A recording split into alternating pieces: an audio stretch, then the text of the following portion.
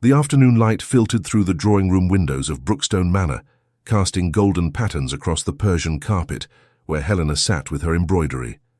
Her needle moved with practiced precision, creating delicate roses that would never wilt, never fade. Unlike the expectations that had surrounded her since her 20th birthday, now 5 years past, the house had grown quieter with each passing season, each sister's departure leaving behind empty chambers and fading memories of laughter that once filled these halls. Margaret had been the first to marry, securing a match with Lord Ashworth when Helena was merely 17. The wedding had been a spectacle of ivory silk and orange blossoms, with half the county in attendance. Helena remembered standing in the church, watching her eldest sister process down the aisle with their father's arm linked through hers, and feeling only joy for Margaret's happiness. There had been no whisper of envy then, no shadow of concern for her own future. She was young, after all, with plenty of time for such matters. Caroline followed 2 years later, capturing the heart of Viscount Pembridge after a single season in London. The courtship had been swift and passionate, marked by stolen glances across ballrooms and hurried exchanges of letters. Helena had helped Caroline prepare her trousseau, folding chemises and petticoats with steady hands, while her sister chattered excitedly about her new life. The wedding breakfast had lasted until evening, and Helena had danced until her feet ached, genuinely delighted by Caroline's good fortune. Then came Sophia's turn, the sister closest to Helena in age and temperament. When Lord Thornbury began calling at Brookstone Manor with increasing frequency, Helena had been the first to notice the particular way Sophia's cheeks flushed at his arrival. She had encouraged the match, even as something small and quiet stirred in her chest. Not jealousy, never that, but perhaps the faint recognition that patterns were forming, and she was somehow outside them. Sophia's wedding had been more intimate, held in the spring when the garden roses were in full bloom. Helena had stood as her sister's witness, pressing a handkerchief into Sophia's trembling hands before the ceremony, whispering words of encouragement even as she wondered when her own turn might come. But it hadn't come. Season after season passed, and Helena remained at Brookstone Manor, watching the social landscape shift around her like sand beneath an outgoing tide. She attended balls and assemblies, accepted invitations to country house parties, and conducted herself with the same grace and dignity that had been drilled into her since childhood. Gentlemen danced with her, conversed with her, even enjoyed her company, but none pursued her with the determination required to overcome what gradually became an unspoken truth. Helena Brookstone was somehow different, somehow set apart. Her mother, Lady Brookstone, never spoke of it directly, but Helena could read the worry in the tightening corners of her mouth, the way her gaze would linger too long when Helena entered a room. After Sophia's departure, those looks became more frequent, accompanied by gentle suggestions about accepting invitations she might otherwise decline, about smiling more readily at gatherings, about not appearing too serious or too clever in mixed company. Helena obliged these suggestions without complaint, understanding they came from love rather than criticism, but she could not transform herself into something she was not. The truth was that Helena possessed an intelligence that made some men uncomfortable, and a composure that others mistook for coldness. She could discuss literature and philosophy with equal ease, had opinions on matters of politics and economy that extended beyond what was considered appropriate for a young woman, and possessed an unsettling ability to see through pretense and flattery. Where her sisters had been warm sunshine, Helena was still water, deep, clear, and somehow less immediately inviting despite her genuine kindness. She was beautiful, undeniably so, but hers was not the kind of beauty that announced itself. Margaret had possessed golden curls and dimpled cheeks that drew eyes across crowded rooms. Caroline's dark hair and flashing eyes had made her the subject of poetry from at least 3 aspiring suitors. Sophia's delicate features and musical laugh had enchanted everyone who met her. Helena's beauty required closer examination, the elegant line of her throat, the intelligence in her grey eyes, the subtle strength in her bearing. It was the kind of beauty that revealed itself slowly, that grew more striking with familiarity rather than fading with it. By her 25th year, Helena had made peace with her situation. She did not hide away at Brookstone Manor, nursing wounded pride or bitter disappointment. Instead, she cultivated other aspects of her life with quiet determination.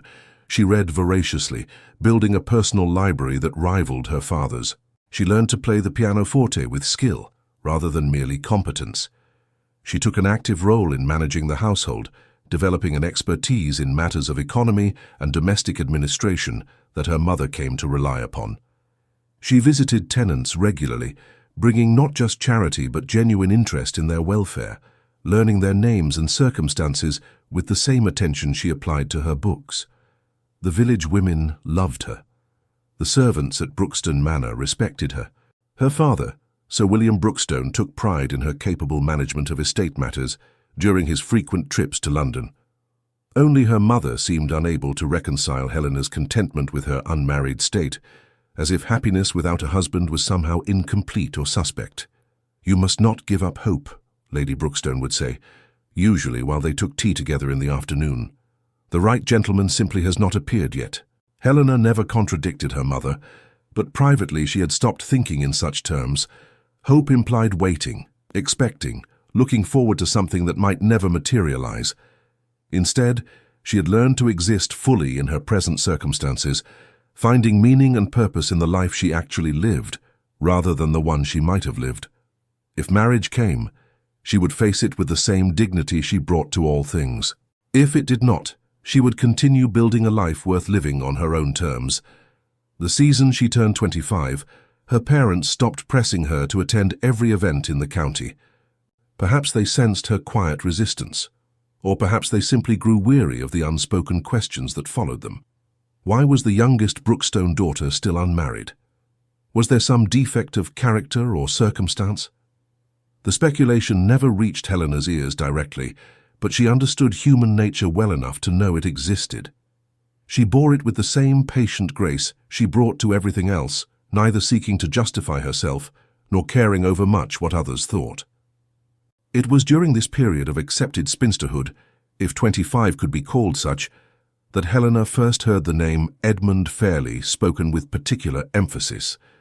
The Duke of Ashford had become something of a legend in society, young, wealthy, unmarried, and seemingly determined to remain so despite the machinations of every ambitious mother in England. Stories about him circulated like currency at gatherings. His horses were the finest in the country.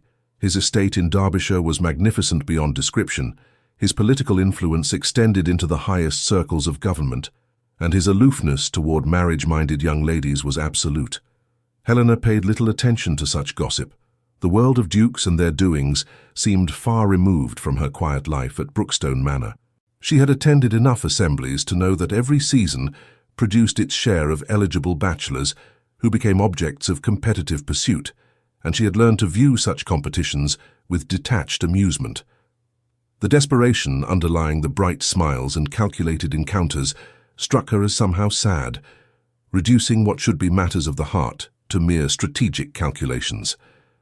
But Edmund Fairlie was different, or so the whispers insisted. He was not simply avoiding marriage, he was approaching it as he might approach a complex diplomatic negotiation, with careful consideration and absolute refusal to be rushed or manipulated. Mothers found him frustratingly immune to their daughters' charms. Young ladies discovered that flirtation and flattery slid off him like rain from marble. He danced when politeness required it, conversed when propriety demanded it, and maintained a cordial distance that somehow made him even more desirable. "They say he has a list," Caroline mentioned during one of her visits to Brookstone Manor, her eyes bright with the pleasure of sharing particularly juicy gossip. She had brought her 2 young children for a fortnight, and the house had come alive again with their laughter and noise. "An actual written list of qualities he seeks in a duchess. Can you imagine anything so coldly calculated?" Helena, who was sitting on the floor helping her nephew build towers from wooden blocks, smiled faintly. "It sounds remarkably sensible, actually. Marriage is a serious undertaking. Why should it not be approached with the same consideration one would give to any other important decision?" Caroline laughed, but there was an edge of discomfort in it. "You would say that, dearest, but surely there must be room for feeling, for passion. Lord Pembridge swept me off my feet, and I shall be forever grateful he did not pause to consult a list before declaring himself. "You were fortunate that passion and practicality aligned," Helena replied, steadying a block that threatened to topple. "Not everyone is so lucky. Perhaps the Duke understands this and seeks to avoid the misery of an ill-suited match." The conversation moved on to other topics, but the image of Edmund Fairley remained in Helena's mind, not as a romantic figure, but as a curious one. A man who approached marriage with deliberation rather than impulse, who valued qualities beyond a pretty face or substantial dowry, who refused to be rushed by societal pressure or family expectation. In her own way, Helena understood such a position. She too had learned that patience and principle mattered more than following prescribed paths simply because everyone else did. She did not expect to ever meet the Duke of Ashford. Their social circles, while overlapping in the broadest sense, did not regularly intersect. Dukes attended gatherings of significance, high-profile balls in London, house parties hosted by other members of the nobility, events that mattered in the complex web of political and social influence. Helena's world was smaller, centered around county assemblies, local charity events, and the occasional visit to London for a week or two when her parents insisted. But fate, or perhaps merely circumstance, has a way of arranging encounters that logic suggests should never occur. The connection came through Helena's father, Sir William, who served on a parliamentary committee alongside several influential peers, including the Duke of Ashford. A mutual interest in agricultural reform and estate management had developed into a professional respect that occasionally extended into social invitations.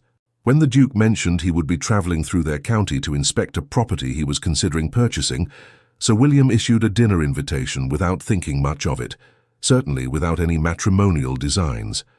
Lady Brookstone, however, thought of little else once she learned the Duke of Ashford would be dining at Brookstone Manor.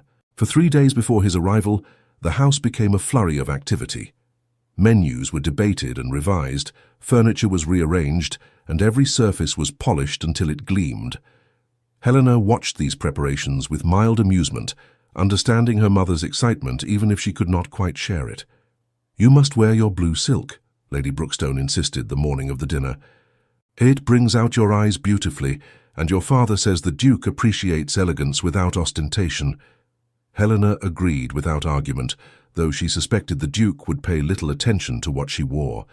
The evening would be a formal affair, probably stiff and somewhat tedious, filled with the kind of polite conversation that revealed nothing of substance. She would fulfill her role as daughter of the house with her usual grace, and by the following day, the Duke would continue on his journey, and life would return to its ordinary rhythm. She dressed carefully that evening, not out of any desire to impress, but because she took pride in her appearance and respected the occasion. The blue silk gown was indeed becoming, cut in the current fashion, but not so extreme as to appear foolish. She wore her mother's pearls, simple and elegant, and arranged her dark hair in a style that emphasized the long line of her neck. When she studied her reflection in the looking-glass, she saw not a woman desperately seeking to catch a duke's attention, but simply herself, poised, dignified, and quietly confident. The Duke arrived precisely at the appointed hour, which somehow did not surprise Helena. From her position at the top of the stairs, she heard his voice in the entrance hall below, deeper than she had expected, with a measured quality that suggested careful consideration of words before speaking them. She descended slowly, her hand light on the banister, and caught her first glimpse of Edmund Fairley as he handed his gloves to their butler. He was tall, easily over 6 feet, with dark hair touched with auburn highlights that caught the candlelight. His features were strong rather than classically handsome, a firm jaw, straight nose, and eyes of an unusual color somewhere between grey and green. He carried himself with the unconscious authority of someone who had never questioned his place in the world, yet there was nothing arrogant in his bearing. Instead, Helena sensed a kind of watchful intelligence, as if he were constantly observing and evaluating his surroundings with the same care he supposedly applied to selecting a duchess. Their eyes met as she reached the bottom of the stairs, and something in his expression shifted, a flicker of interest perhaps, or merely acknowledgement of her presence.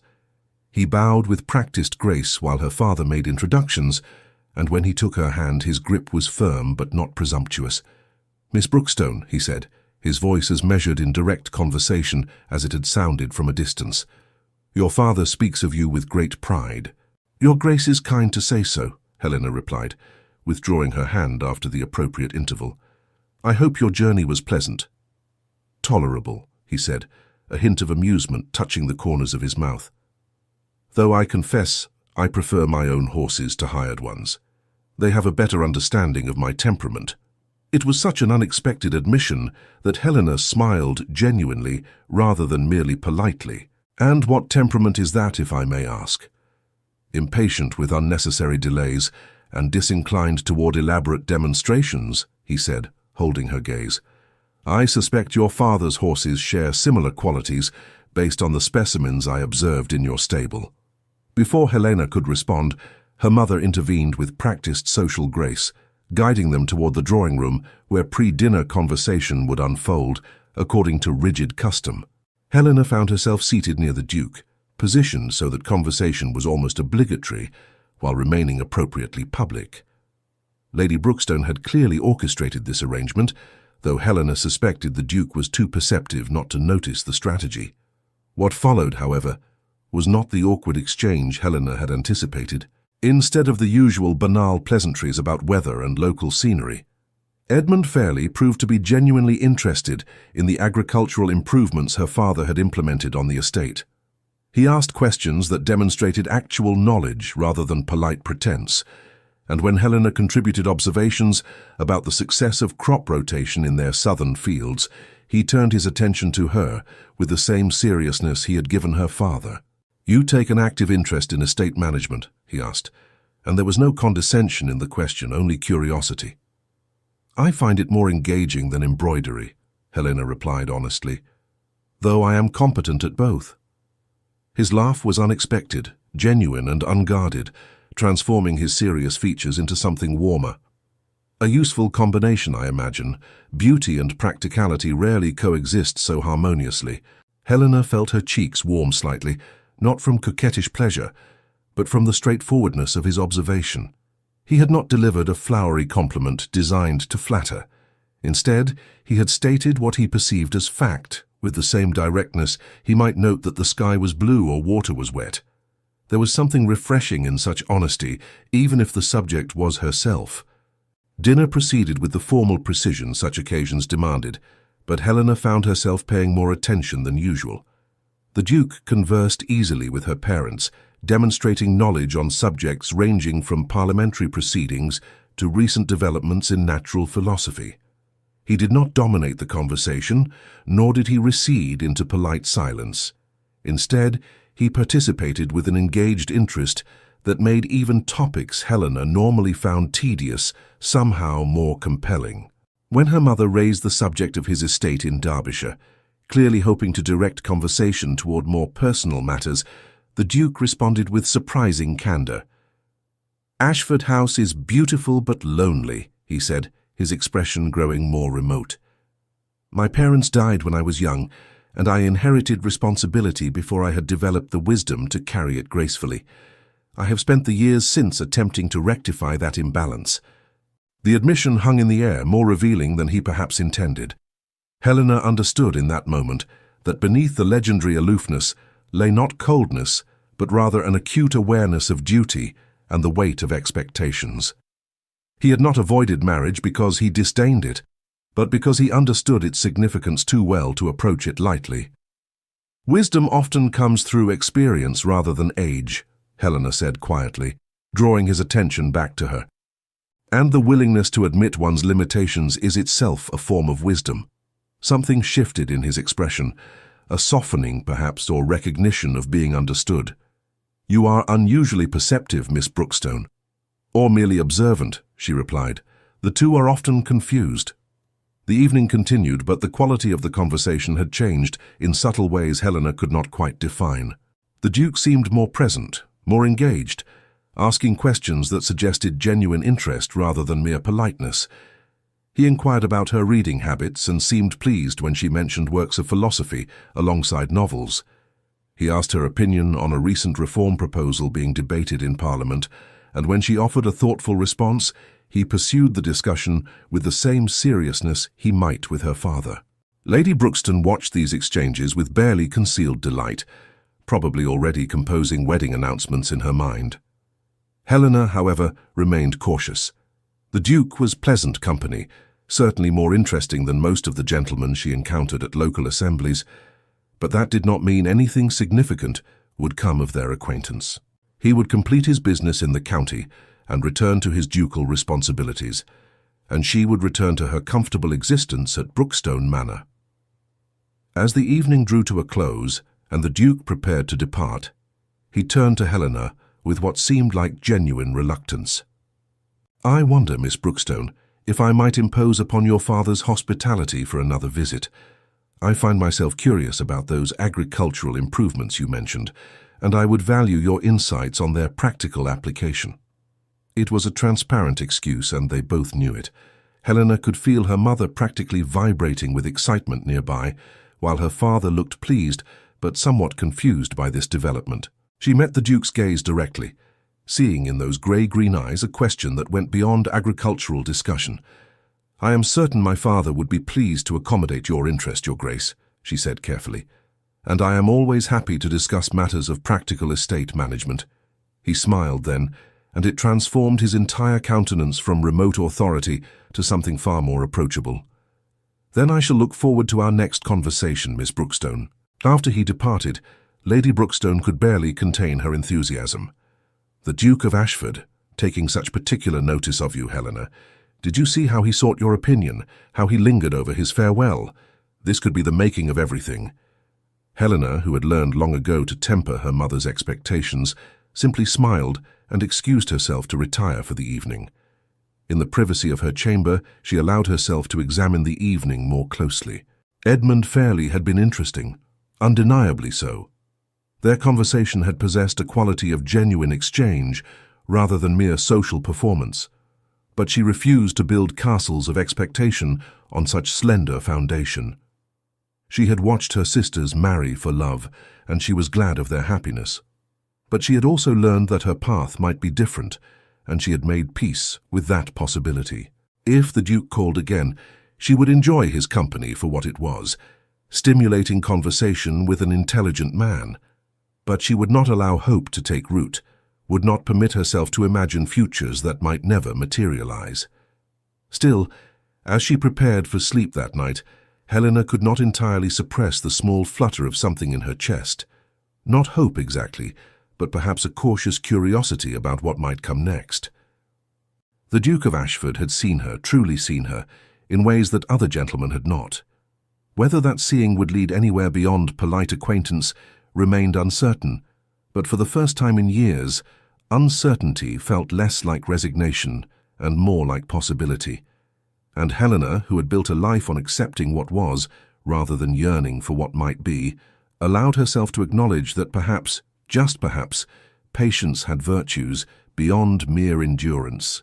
The Duke called again 3 days later, arriving in the afternoon under the pretext of discussing land management with her father. But after an hour closeted in Sir William's study, he requested permission to walk in the gardens, and further requested Miss Brookstone's company as guide. Lady Brookstone practically pushed Helena out the door, her excitement barely masked by maternal propriety. The September afternoon was fine, with that particular quality of light that comes late in the season, golden and somehow wistful, as if aware of autumn's approach. Helena led the Duke through the formal gardens near the house, then along the path toward the wider grounds, where woods gave way to open fields. They walked in silence initially, the only sounds their footsteps on gravel and the distant calls of birds preparing for evening.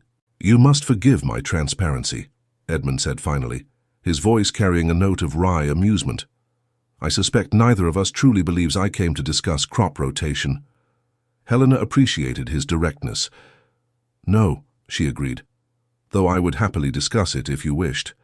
My father has implemented several innovations that have proven quite successful." He laughed at that, the sound warm and genuine. "Perhaps another time. For now I find myself more interested in understanding you, Miss Brookstone. You are not what I expected." "And what did you expect?" Helena asked, curious despite herself. "I'm not certain," he admitted. "But not this. not someone who speaks her mind with such refreshing clarity, who seems entirely comfortable with who she is, without needing validation or approval. It's rare, particularly among young ladies thrust into my company by ambitious mothers. My mother is ambitious, Helena said honestly, but I am not. Whatever designs she may harbor, I assure you they are hers alone. He stopped walking then, turning to face her directly. And what are your designs, if any? It was a bold question, perhaps even improper given their brief acquaintance, but Helena found she appreciated the directness. She considered her response carefully before speaking. I have learned that designing futures is often an exercise in disappointment. I prefer to engage fully with the present and trust that the future will reveal itself in time. A philosophy born of patience or of pain? He asked gently. Both, Helena answered. I have watched my sisters marry well, watched my parents' concern for my unmarried state grow with each passing season. I could have allowed that concern to become my own, could have twisted myself into shapes meant to attract male attention. Instead, I chose to build a life worth living on my own terms. If marriage comes, it will be because someone values who I actually am, not some performance of femininity I've constructed to please others. Edmund was quiet for a long moment, his gaze steady on her face. When he finally spoke, his voice carried a weight she had not heard before. I understand that position more than you might imagine. I have spent years being pursued, not for myself, but for my title, my wealth, my connections. Every smile directed at me, every carefully orchestrated encounter, all calculated to capture a duke rather than know a man. It has made me cautious, perhaps overly so. The famous list, Helena said, unable to suppress a slight smile. My sister mentioned it. Is it true you have specific requirements for a duchess? In a manner of speaking, he admitted, though perhaps hopes would be more accurate than requirements. I want a partner who sees beyond the duchy, someone with sufficient intelligence and strength of character to manage the responsibilities that come with my position. I want honesty rather than flattery, substance rather than performance. I want... He paused, seeming to struggle with articulation. I want what I saw in you the first evening we met. That quiet self-possession, that refusal to diminish yourself for others' comfort. Helena felt her breath catch slightly. Your Grace, we have only just met. You cannot possibly know you well enough to make such statement, he interrupted gently. Perhaps not. But I have learned to trust my observations, Miss Brookstone, and what I observe in you is precisely what I have been seeking. Someone real, someone substantial, someone who would be Duchess not because she covets the title, but because she possesses the qualities the role requires. They resumed walking, but the afternoon had taken on a different quality. Helena's mind worked quickly, parsing his words for their true meaning. He was not declaring himself, not exactly, but he was indicating interest in a manner both direct and respectful. And despite her determination not to hope, she found herself drawn to him in ways that surprised her. You said your estate is lonely, she ventured after several minutes of silence. Why is that? Edmund sighed, his expression growing more remote. Ashford House is beautiful, but vast. My parents died when I was 14, a carriage accident returning from London. I became duke overnight, barely more than a boy trying to fill my father's shoes, while grieving his loss. My uncle served as regent until I came of age, handling ducal business while I attempted to complete my education. When I finally took full control at 21, I discovered I had inherited not just property and title, but a web of expectations and obligations I had not prepared for. He paused, seeming to choose his words carefully. I managed it, learned what I needed to learn, made decisions that were required. But I did so largely alone, trusting few people because I could not easily determine who valued me versus who valued my position. The house itself became a symbol of that isolation. Grand rooms that felt empty, portraits of ancestors watching my inadequacy, spaces designed for family that contained only me. I told myself I would marry when I found someone who could transform that emptiness into home, but year after year passed without my finding such a person. Until now. Helena asked quietly, her heart beating faster despite her attempts at composure. Perhaps, Edmund replied, meeting her gaze, though I am aware of presumption in saying so. You have given me no indication you seek marriage, much less to a duke you barely know. No, Helena agreed, but neither have I closed myself to possibility.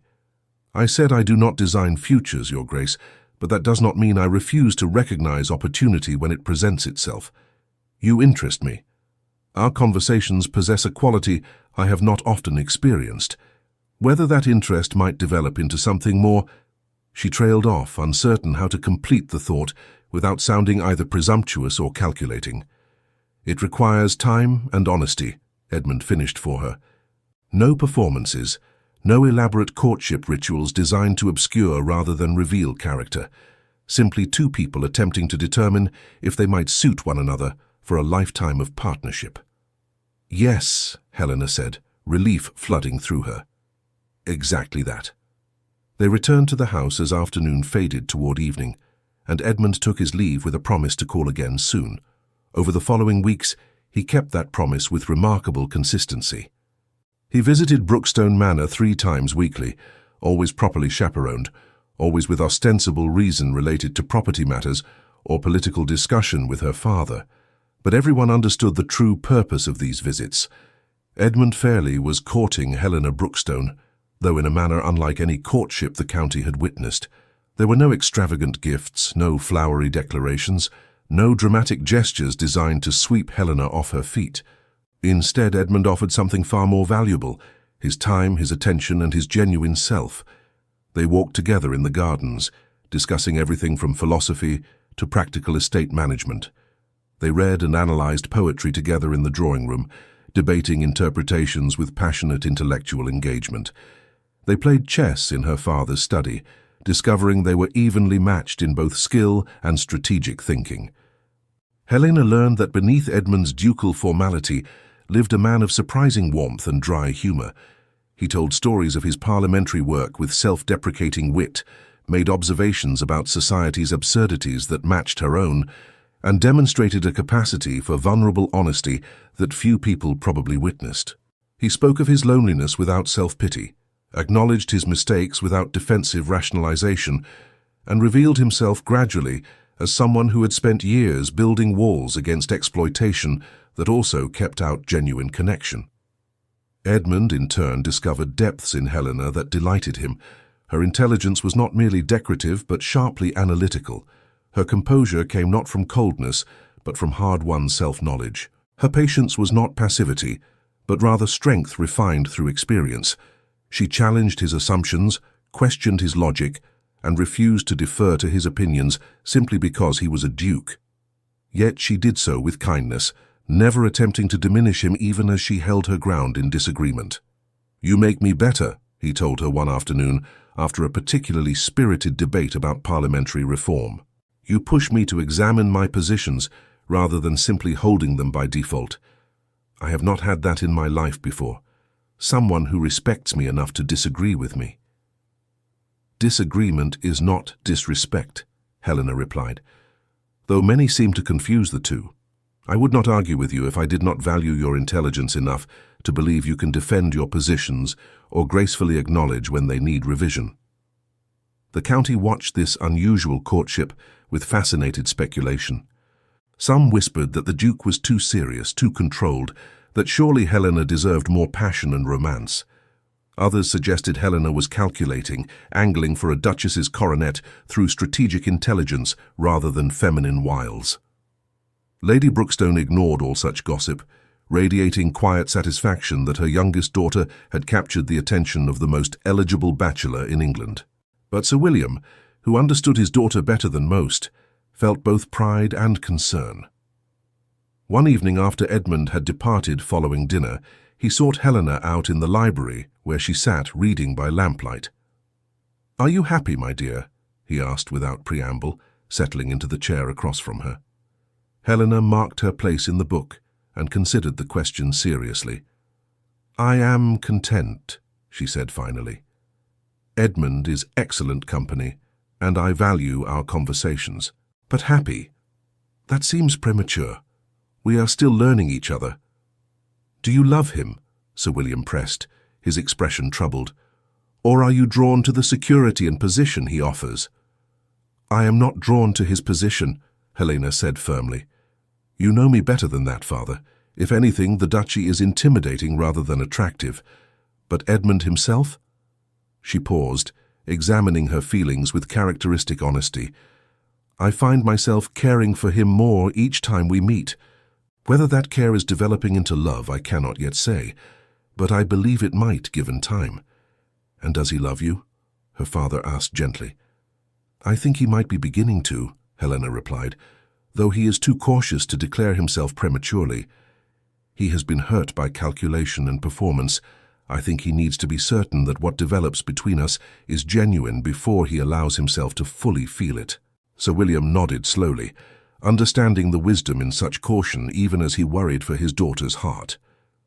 Just promise me, Helena, that you will not settle for something less than you deserve, simply because you have waited longer than your sisters.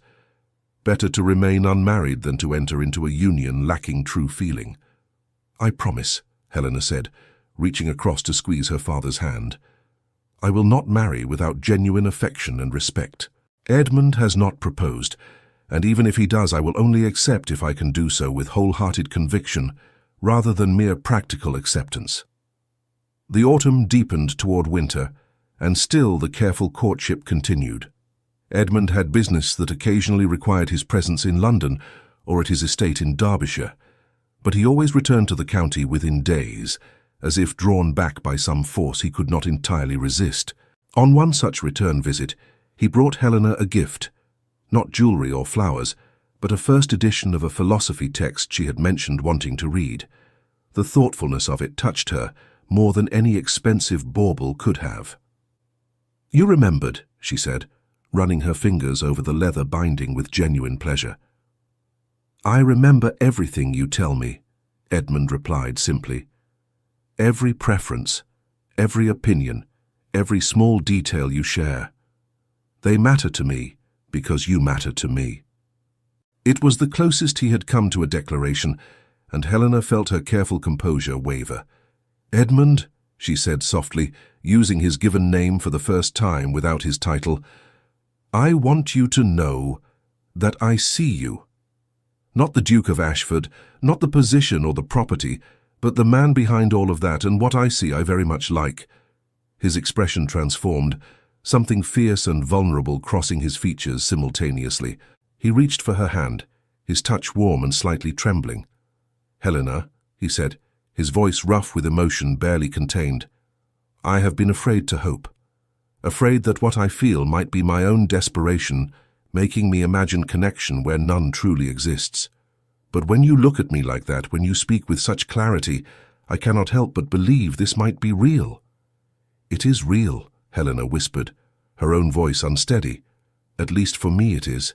Whether it is enough for a lifetime, whether we can build something lasting from this beginning, those questions require answering. But the feeling itself is genuine. I promise you that. They stood there in the library, hands clasped, something transforming between them from cautious exploration to acknowledged feeling. It was not the passionate declaration of romantic novels, not the sweep-you-off-your-feet moment Helena's sisters had experienced, but it was theirs, built on foundation of honesty and growing trust that felt somehow more substantial than fireworks and dramatic gestures. The following weeks brought subtle changes to their interactions. The conversations remained as intellectually engaging, but underneath them ran a current of warmth that had not been present before. Edmund began seeking opportunities for small touches, a hand at her elbow while walking, fingers brushing as they turned pages of a book together, shoulders touching as they sat side by side on a garden bench. Helena found herself watching for his arrival with anticipation rather than mere contentment, discovered she thought of him during the hours they were apart in ways that made her smile. Christmas approached, and with it came invitations from all three of Helena's married sisters for holiday visits. Each wanted their parents and Helena to spend the season with them, to meet the growing collection of nieces and nephews, to celebrate family togetherness in their respective new homes. The invitations created a logistical challenge. requiring careful negotiation to apportion time among 3 households while not appearing to favor one daughter over another. Edmund listened to Helena's description of this social juggling with amusement. "And where does that leave you during the holidays?" he asked. "Shuttling between houses like a traveling performer?" "More or less," Helena admitted with a laugh. "Though I confess I rather enjoy it. I love my sisters and their children, and seeing them happy in their homes brings me genuine joy. But yes, it will be exhausting." "What if," Edmund said slowly, as if the thought were just forming, "you had an alternative, a prior commitment that would excuse you from at least part of this traveling circus?" Helena's heart began beating faster. What manner of commitment? "Ashford House traditionally hosts a house party between Christmas and New Year," Edmund said, his eyes on her face. "I had not planned to do so this year, but I find myself wanting to change that. Would you consider attending? Your parents would of course be invited as well, properly chaperoned, a small gathering of people whose company I genuinely value rather than obligatory social performance." It was a significant invitation, tantamount to a public declaration of serious courtship. Everyone who mattered would know that the Duke of Ashford had invited Miss Helena Brookstone to his estate. Speculation would run rampant, assumptions would be made, and expectations would crystallize around their relationship. Helena understood all of this implicitly, recognized that accepting meant stepping into a spotlight she had largely avoided throughout her life. But she also recognized opportunity, the chance to see Edmund in his own environment, to understand the loneliness he had described, to evaluate whether she could indeed transform his house into a home. And perhaps more importantly, to give him similar opportunity to see her in different context, to observe how she managed in society, to confirm that his feelings were not merely artifact of their current circumstances. "I would be honored to attend," Helena said carefully, "with my parents' permission naturally, but Edmund, you should know that accepting this invitation is essentially accepting that the world will consider us all but formally engaged. Are you certain you want that pressure?" "I am certain I want you there," he replied with unusual directness. "Whatever conclusions society draws from that fact, we will manage together. Unless," he added with slight hesitation, "you are uncomfortable with such speculation." "No," Helena said honestly. "I stopped caring what society thought of me years ago, but I want to ensure you understand the implications. You have been the most sought-after bachelor in England. By singling me out so obviously, you close doors to other options. I would not want you to feel trapped by social expectation before you are certain of your feelings." Edmund took both her hands in his, a gesture bolder than any he had previously attempted. "Helena, listen to me carefully. I have spent years avoiding precisely this moment because I could not find someone worth the risk of vulnerability. But I have found that person in you. When I imagine Ashford House no longer lonely, it is your presence I envision filling those empty rooms. When I think of my future, you are in it. I am not trapped by social expectation. I am emboldened by growing certainty that what I feel for you will only deepen with time." It was not a formal proposal, not quite, but it was close enough that Helena felt tears prick her eyes. She blinked them back, maintaining the composure that had become her armor against the world, but she could not stop the smile that transformed her face. "Then yes," she said softly. "Yes, I will come to Ashford House, and we will see where this journey takes us." Edmund exhaled as if he had been holding his breath, and his answering smile was radiant. "Then I shall spend the next few weeks ensuring everything is perfect for your arrival. Though I confess perfection seems less important than it once did.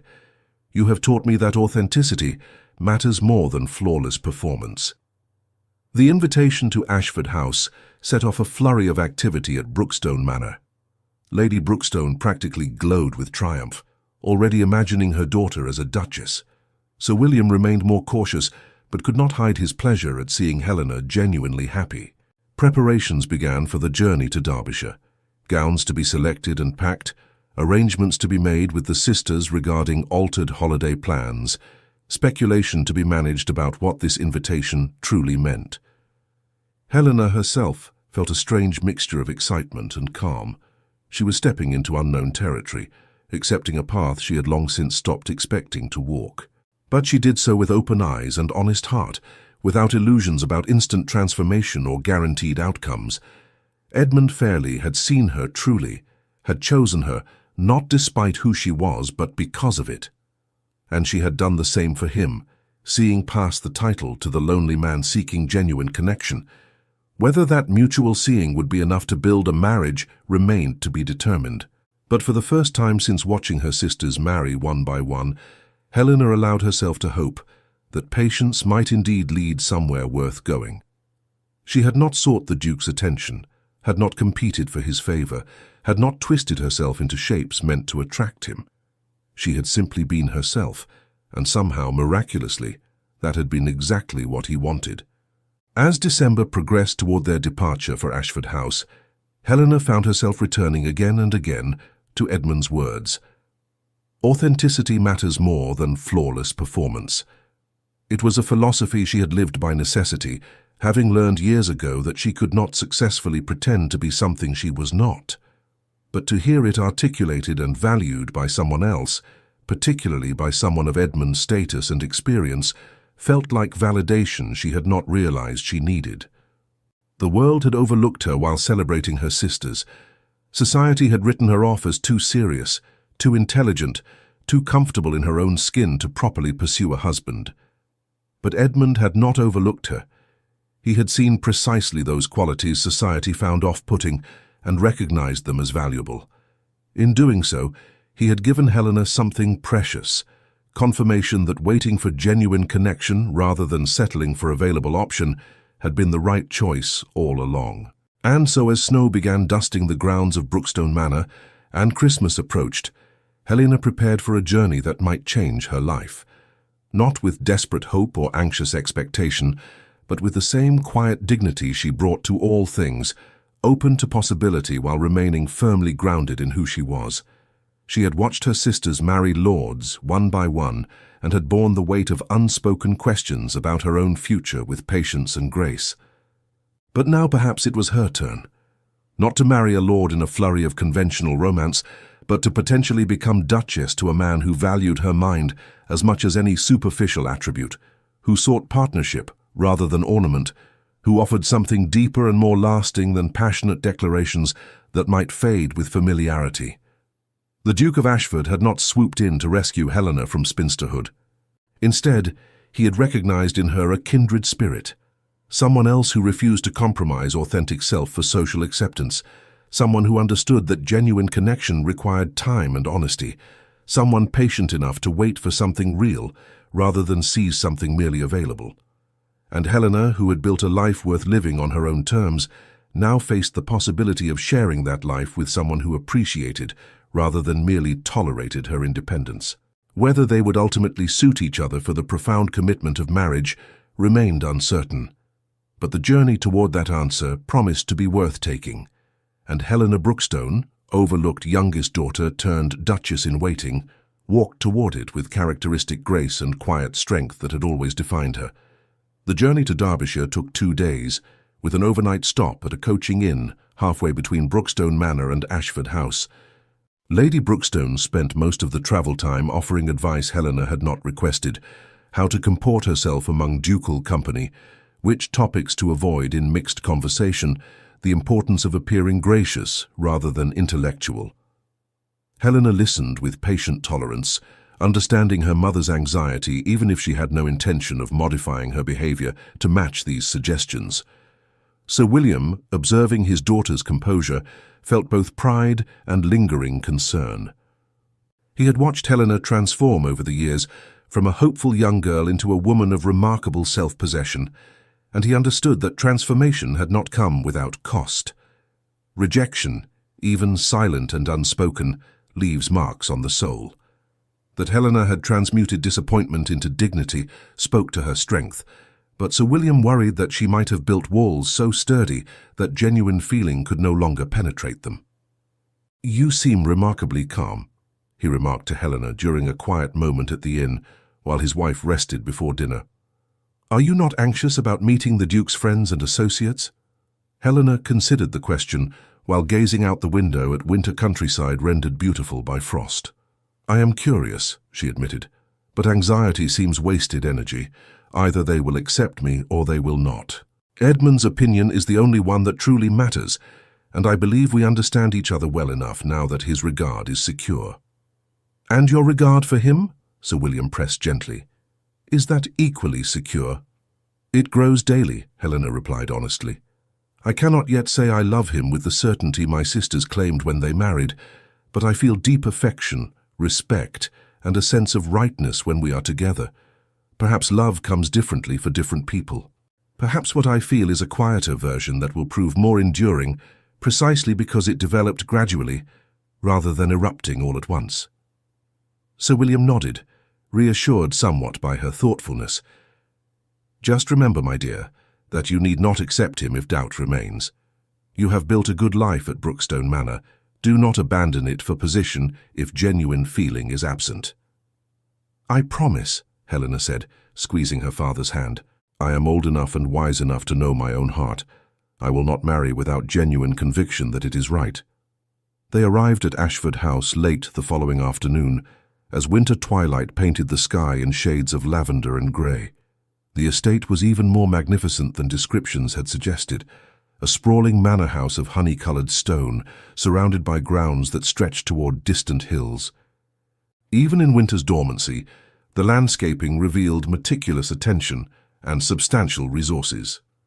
This was not merely wealth, but generational accumulation of property and prestige. Helena felt her first flutter of genuine nervousness as their carriage rolled up the long drive. She would be evaluated here, measured against expectations and standards she could not fully anticipate.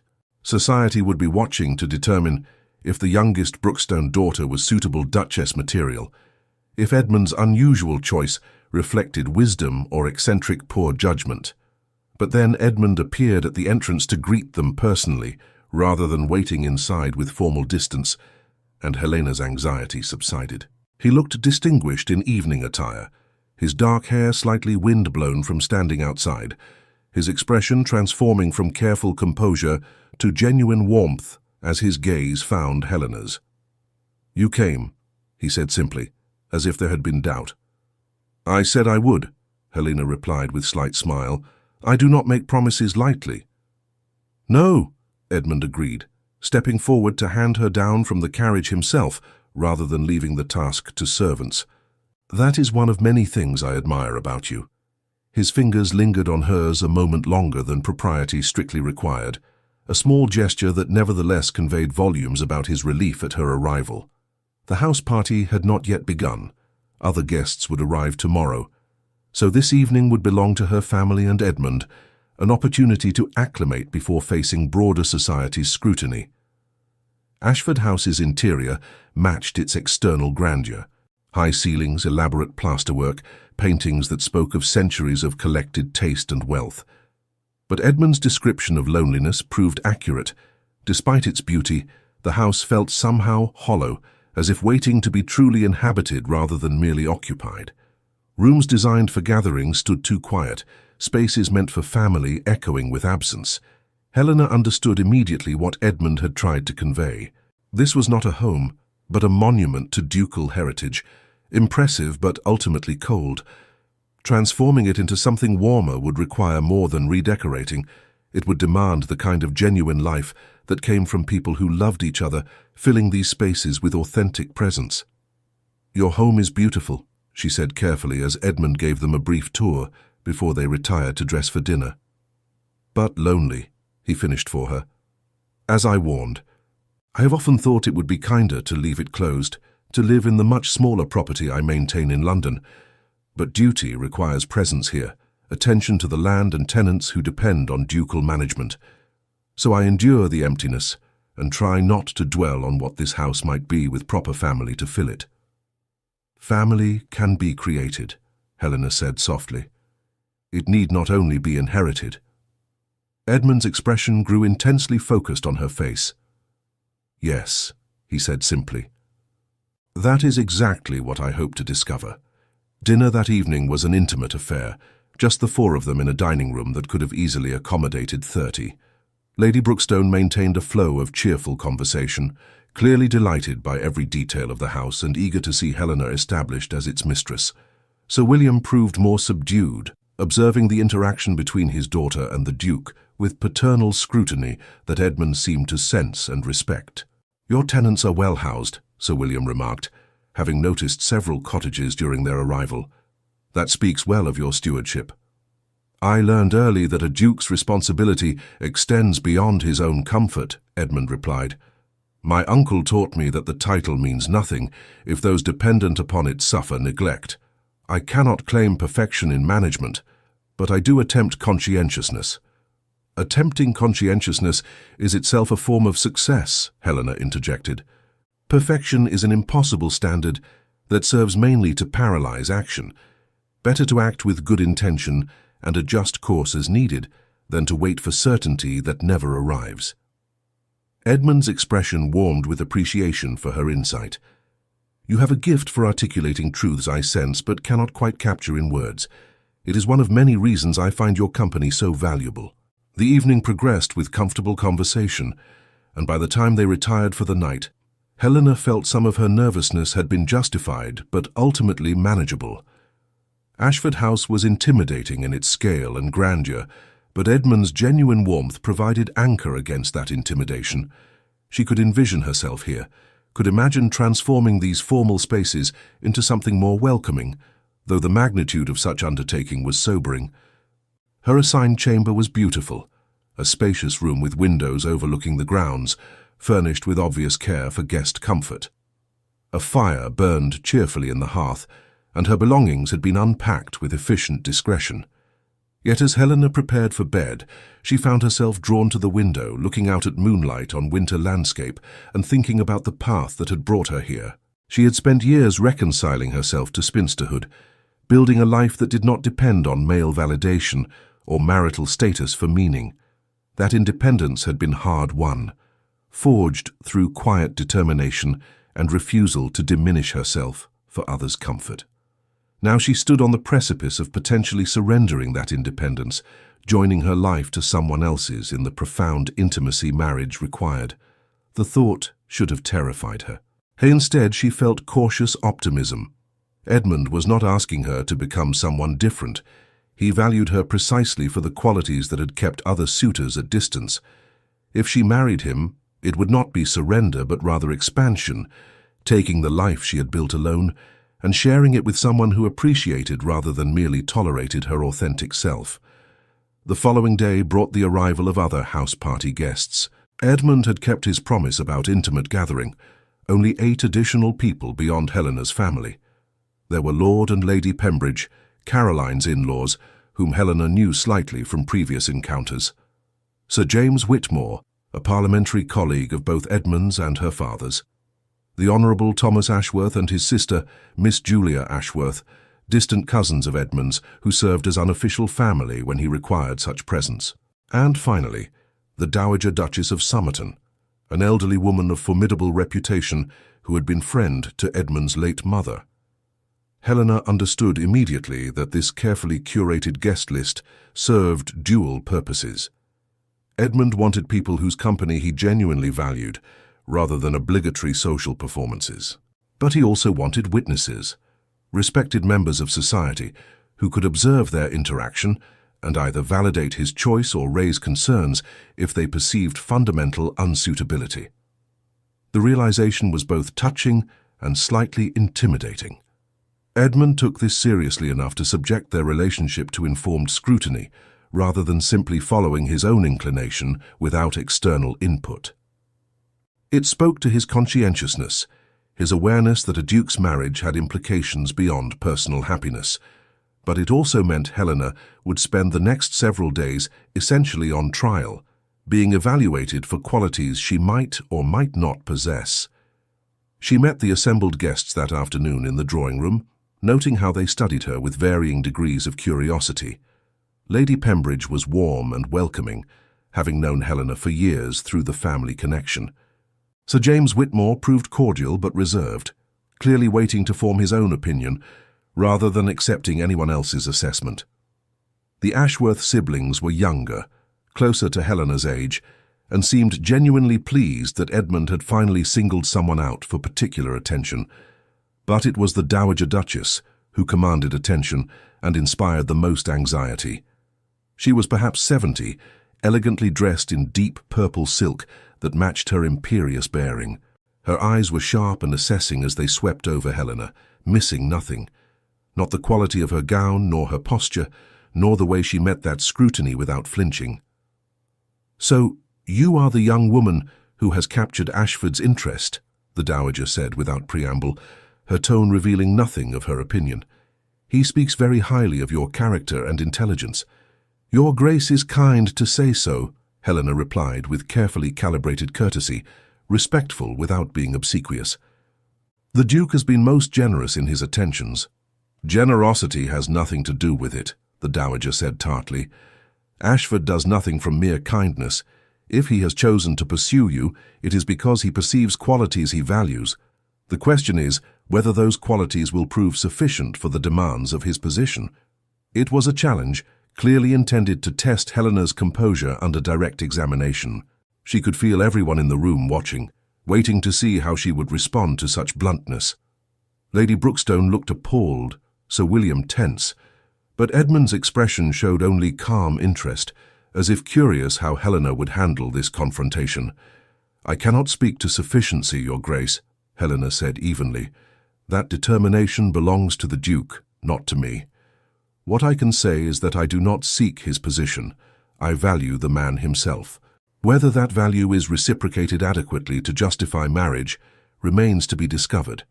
We are both intelligent enough to recognize that affection alone does not guarantee successful partnership." The Dowager's lips twitched in what might have been approval.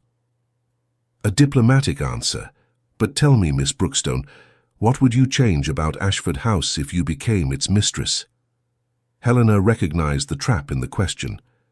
Suggesting changes implied criticism of current management, but claiming she would change nothing suggested either dishonesty or lack of vision. She chose honesty over diplomacy. "I would make it less formal," she said directly. "The house is beautiful, but feels more like museum than home. I would want spaces where people could gather comfortably without constant awareness of valuable surroundings. I would want sounds of life, music, conversation, perhaps eventually children, filling rooms that currently echo with emptiness. I would want the tenants to feel welcomed rather than tolerated. But these are merely instincts, Your Grace. Without living here, without understanding the demands and constraints of managing such property, I cannot make specific pronouncements about changes I would implement." "An honest answer," the Dowager conceded, "and a wise one. Too many young women imagine themselves transforming their husbands' houses without comprehending the practical limitations or the presumption in attempting wholesale changes. Your restraint speaks well of your judgment." The tension in the room eased somewhat, and conversation moved to less contentious topics. But Helena understood she had passed the first test, whatever it had been. The Dowager Duchess was formidable, and earning even grudging approval from her was significant. Edmund sought Helena out later that afternoon, when she had retreated to the conservatory for a moment of solitude. The glass-enclosed space was filled with winter-dormant plants and provided views of the grounds while maintaining warmth. She stood looking out at formal gardens covered in frost, thinking about the Dowager's questions and her own responses. "You handled the Dowager beautifully," Edmund said without preamble as he joined her. "She has a gift for intimidation that makes most people either obsequious or defensive. You managed neither." "I simply answered honestly," Helena said, "though I confess I was tempted toward diplomacy." "I am glad you resisted the temptation," Edmund replied. "She would have seen through polite evasion and respected you less for attempting it. The Dowager values directness above almost all other qualities. My mother was her dearest friend, and they bonded over mutual refusal to tolerate social pretense." He moved closer, close enough that Helena could feel warmth from his body in the cool air of the conservatory. "I should apologize for subjecting you to such scrutiny. It was not fair to place you in that position without warning." "You need not apologize," Helena said, turning to face him. "I understand why you did it. A duke cannot marry solely for personal preference." Your choice has implications for your estate, your tenants, your position in society. Better to discover now if I lack qualities necessary for the role than to proceed blindly and face disappointment later. You could never disappoint me, Edmund said with sudden intensity. You are everything I have sought and more than I dared hope to find. But you are right that others' perspectives matter, not because they determine my choice, but because I want you to have support and acceptance rather than facing isolation or subtle rejection from people whose regard matters to you. Helena felt something shift in her chest, a warmth spreading that had nothing to do with the conservatory's temperature. That is thoughtful, she said softly. Most men would simply expect their wives to adapt to existing social structures without concern for comfort or acceptance. I am not most men, Edmund replied, and you are not most women, which is precisely why I believe we might suit one another extraordinarily well. He reached for her hand, and Helena allowed him to take it, feeling the now familiar warmth of his touch. They stood together in the quiet conservatory, connected by clasped hands and growing certainty, while winter afternoon light faded toward evening outside the glass walls. Are you frightened? Edmund asked after a long moment of comfortable silence. Sometimes, Helena admitted. The magnitude of what becoming Duchess would entail is sobering. But I'm more curious than frightened. I want to discover if what we feel now will deepen, or whether it is merely artifact of circumstance and novelty. I want to know if I can truly make this house feel like home rather than monument. I want to understand whether I possess the strength to meet the demands this position would require. And if you discover you do not, Edmund pressed gently, then I will tell you honestly rather than proceeding into marriage that would make us both miserable, Helena said firmly. I will not trap you with expectations or pretense. If doubt remains when you propose, and I assume you will propose given the current trajectory, I will acknowledge that doubt rather than accepting from mere social pressure or fear of refusing a duke. Edmund laughed at that, the sound warm and genuine. You have such refreshing faith in my intentions. Yes, I plan to propose, but not yet, not until we are both certain.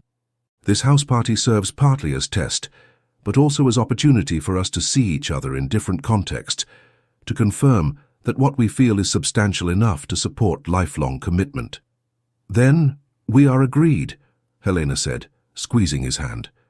We proceed with honesty and without rushing toward conclusion simply because others expect it. The evening brought formal dinner with all guests assembled, and Helena found herself seated between Sir James Whitmore and Thomas Ashworth. The arrangement seemed deliberate, Edmund testing how she managed conversation with men of different temperaments and interests. Sir James proved initially reserved, but gradually warmed as Helena demonstrated genuine knowledge of parliamentary matters beyond what most women of her class possessed. Thomas Ashworth was easier company, charming and witty, though Helena sensed keen intelligence beneath his affable manner. Edmund seems different with you, Thomas remarked during a lull in general conversation. More relaxed, more himself rather than ducal Ashford performing his role. That is no small accomplishment. Perhaps he was ready to relax and simply needed occasion to do so, Helena suggested, unwilling to claim credit for Edmund's emotional state. Perhaps, Thomas agreed, but I have watched various women attempt to breach his reserve for years now. None succeeded until you. There is something about your presence that allows him to set down the weight of his position, at least temporarily. That is valuable beyond measure. Helena absorbed this observation, understanding it as both compliment and subtle warning.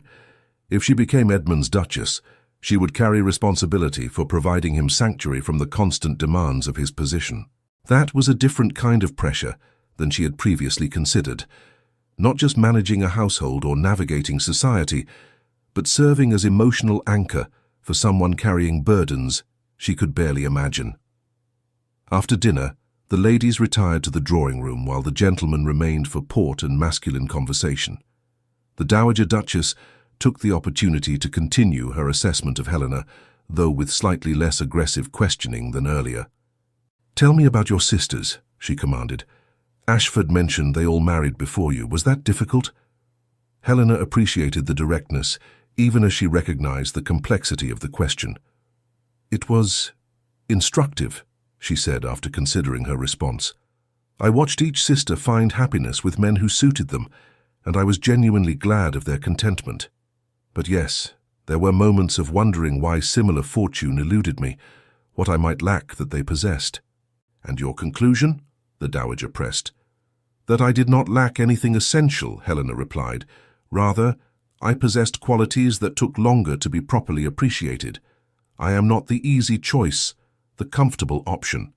I require more effort to know, more patience to understand. Most men were not willing to invest that effort, but the Duke is not most men. No, the dowager agreed. He is not. His parents' early death forced maturity upon him before he was ready. He learned to be cautious, to evaluate, to look beneath surfaces because surface charm had so often masked ulterior motives. You interest him precisely because you do not perform or dissemble. What he sees is what exists, and he finds what exists valuable. It was the closest thing to approval the dowager had offered, and Helena felt some of her tension ease. I hope I can live up to whatever expectations that creates, she said honestly. Expectations are traps, the dowager said tartly. The moment you start trying to meet them, you stop being the person who interested him initially. Simply continue being yourself, honest, intelligent, composed. That will prove sufficient, if anything will. The gentleman rejoined them shortly after, and the evening concluded with music. Miss Julia Ashworth played pianoforte with considerable skill, and several guests sang. Edmund, to Helena's surprise, possessed a pleasant baritone that he employed in a duet with his cousin. Watching him in this relaxed social setting, Helena saw glimpses of the man he might have become without the early burden of his title. Easier in his manner, quicker to laugh, more openly affectionate with people he trusted. She wanted to know that version of Edmund better, wanted to help him reclaim aspects of himself that duty and loss had compressed. But she also understood such transformation required time and could not be forced. If they married, it would be a gradual process of mutual discovery and adjustment, not instant magical change. The following days settled into pleasant rhythm. Mornings brought opportunities for riding or walking, though winter weather limited extensive outdoor activity. Helena discovered she and Edmund rode with similar styles, competent and confident without being reckless. They explored estate paths together, sometimes alone with a groom following at discreet distance, sometimes with other guests joining them. Afternoons featured various activities: reading, cards, conversations in the library, or drawing room. Helena found herself genuinely enjoying most of the assembled company. Lady Pembridge proved warm and encouraging, clearly hoping for an alliance between their families. Sir James Whitmore gradually revealed dry wit beneath his reserved exterior. The Ashworth siblings treated Helena as if she were already family, with the comfortable teasing that suggested acceptance. Only the dowager remained somewhat inscrutable, though Helena sensed her initial hostility had softened into grudging respect. The older woman observed everything, missing nothing, and occasionally offered tart observations that were nonetheless perceptive. Helena found herself valuing the dowager's opinion precisely because it was earned rather than automatically given. Evenings brought formal dinners followed by entertainment, more music, occasional theatrical readings, games that ranged from intellectual to silly. Helena discovered Edmund possessed unexpected talent for charades, throwing himself into absurd pantomimes with commitment that made everyone laugh. Seeing him playful and unself-conscious was revelation, confirming that beneath the ducal dignity lived capacity for genuine joy if given appropriate environment.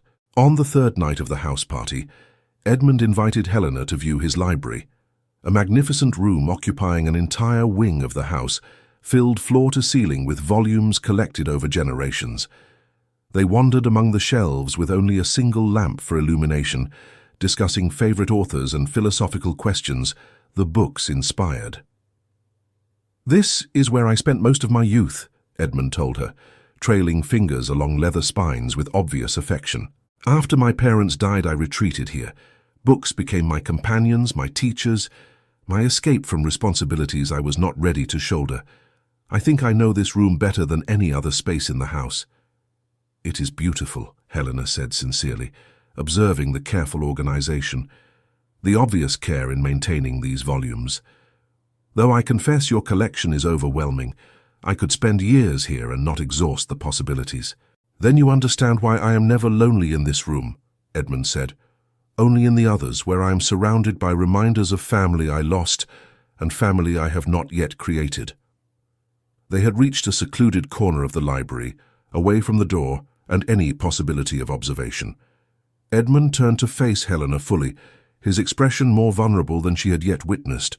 "I need to tell you something," he said. "Something I have not shared with anyone else." Helena waited, sensing the importance of this moment, giving him space to find his words. "I told you my parents died when I was 14, Edmund continued, his voice low and rough. "What I did not tell you was that I was supposed to be in that carriage with them. I had planned to accompany them to London, but the night before departure I had a childish tantrum about something trivial, I cannot even remember what, and declared I would not go. My mother was disappointed, but my father indulged my sulking. They left without me." He paused, and Helena could see the weight of old grief and guilt in his features. "The carriage accident that killed them happened because a wheel broke on rough road. If I had been with them, adding my weight to the carriage, perhaps the wheel would have broken earlier on better road, or perhaps it would not have broken at all, or perhaps I would have died alongside them. But I was not there, and they died while I remained at Ashford House nursing adolescent wounded pride over some forgettable grievance." Helena's heart ached for the boy he had been, for the man who still carried that impossible guilt. "Edmund," she said gently, "you were a child. You cannot hold yourself responsible for their deaths simply because you were not there to share their fate." "Logically, I know that," Edmund said. "But guilt does not always respond to logic.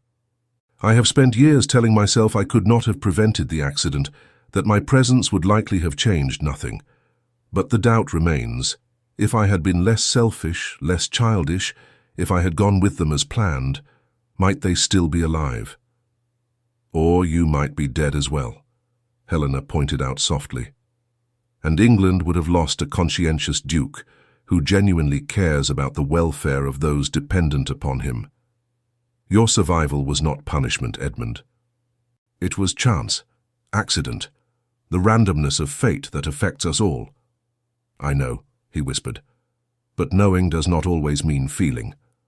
The loneliness I experience in this house is not just absence of company.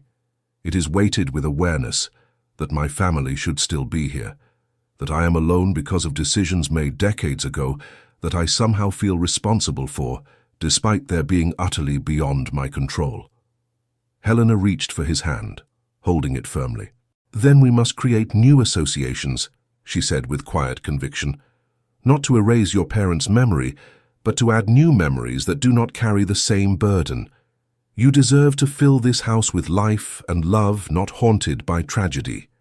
You deserve to move forward without constantly looking back at that single moment of adolescent rebellion as if it defines everything that followed." Edmund pulled her closer, close enough that she could feel his breath on her face, see the shimmer of unshed tears in his eyes. "Do you understand now why I have been so cautious about marriage? I could not bear to create family only to lose it again. I could not risk loving someone, creating children, building the life my parents planned, only to have it destroyed by more random cruelty of fate. It has been easier to remain alone than to risk that kind of loss again. But loneliness is its own kind of loss," Helena said gently. "You have been losing life year after year by refusing to risk living it fully. Yes, loving people makes us vulnerable to grief, but the alternative is existing without ever truly living, and that seems far more tragic to me." Edmund's control broke then, and he gathered Helena into his arms with desperate intensity, holding her as if she might anchor him against old sorrows and persistent fears. Helena embraced him in return, offering comfort through simple presence, understanding that words could only accomplish so much in the face of grief this deep and long-standing. They stood together in the dim library for long minutes, surrounded by generations of collected knowledge and wisdom, that somehow had not prevented a 14-year-old boy from carrying guilt for his parents' deaths into adulthood. Helena stroked Edmund's back soothingly, letting him take what comfort he needed without demanding explanations or composure. When he finally pulled back slightly, his eyes were red, but his expression was lighter, as if releasing the confession had lifted some of its weight. "I am sorry," he said roughly. "That was not how I intended this evening to proceed."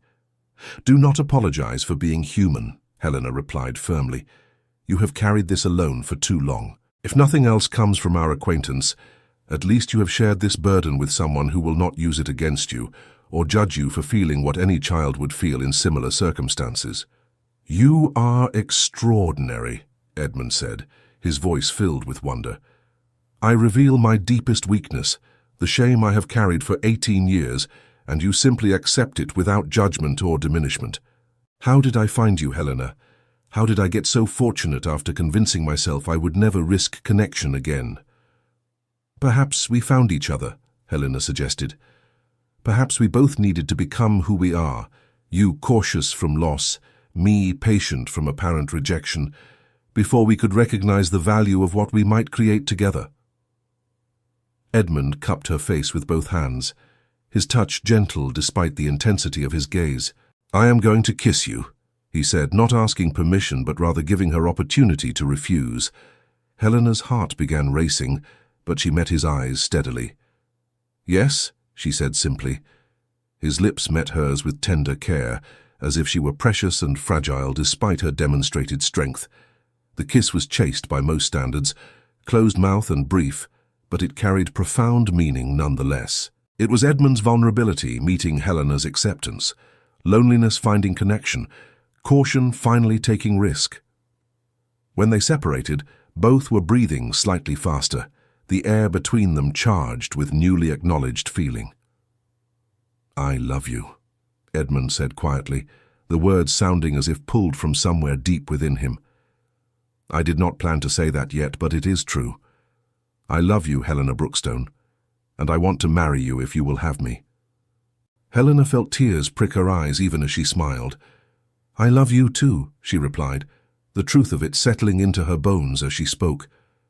"I did not expect to, did not seek it, but somehow it happened anyway. Yes, Edmund. Yes, I will marry you." He kissed her again, less careful this time, with joy and relief and desire, carefully restrained by propriety and circumstances. When they finally broke apart, both were smiling, the library's shadows pushed back by the warmth they had created together. "We should return to the others before someone comes searching," Edmund said reluctantly. "But tomorrow, with your father's permission, I will make this formally official. We can announce the engagement at dinner and begin planning properly." "Yes," Helena agreed, "though I suspect most of your guests have already concluded the outcome. We have not been particularly subtle about our regard for each other." "No," Edmund said with a laugh, "I suppose we have not. But there is satisfaction in making it official, in claiming publicly what I have felt privately for weeks now." They returned to the drawing room separately, maintaining some semblance of propriety, but Helena suspected everyone could read the truth in their expressions. The Dowager Duchess caught her eye and gave a single nod of approval, confirming that indeed their intentions had been transparent to careful observers. The rest of the evening passed in pleasant haze for Helena. She participated in conversations, laughed at jokes, responded to questions, but part of her awareness remained focused on Edmund across the room, the man she loved, the man she would marry, the Duke who had looked beneath surface and found her worth claiming. That night, alone in her chamber, Helena allowed herself to feel the full weight of what had transpired. She was going to be a duchess, would take on responsibilities and scrutiny beyond anything she had experienced, but more importantly, she was going to marry a man who loved her for precisely who she was, who valued her intelligence and honesty, who sought partnership rather than ornament. She thought of her sisters, all happily married, and felt only joy at joining their ranks. The path had been different for her, longer, lonelier in some ways, requiring more patience and faith than she had known she possessed. But perhaps those very qualities made her suitable for Edmund, who needed someone capable of understanding his own long journey toward emotional availability. Helena had not been overlooked by fate, as the world had seemed to believe. She had simply been waiting for someone who could appreciate what others had failed to recognize. And now that someone had found her, claimed her, loved her with a depth that would have been impossible without the time they had taken to truly know one another, tomorrow would bring formal proposal and official announcement. But tonight, Helena simply rested in the quiet certainty that she had made the right choice, that the years of patient waiting had led exactly where they needed to lead. The Duke of Ashford loved her.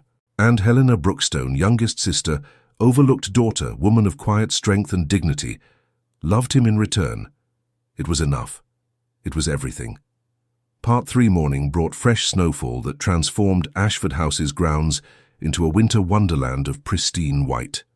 Helena woke to find the world outside her window hushed and beautiful, as if nature itself was celebrating the new understanding between her and Edmund. She dressed carefully for breakfast, choosing a deep green gown that brought out the grey in her eyes, understanding that today would mark a turning point in multiple ways. Edmund sought her father out immediately after breakfast, requesting a private audience in the study. Helena waited in the morning room with her mother and the other female guests, trying to appear calm, despite the anticipation thrumming through her veins. Lady Brookstone could barely contain her excitement, alternating between beaming smiles and nervous fidgeting.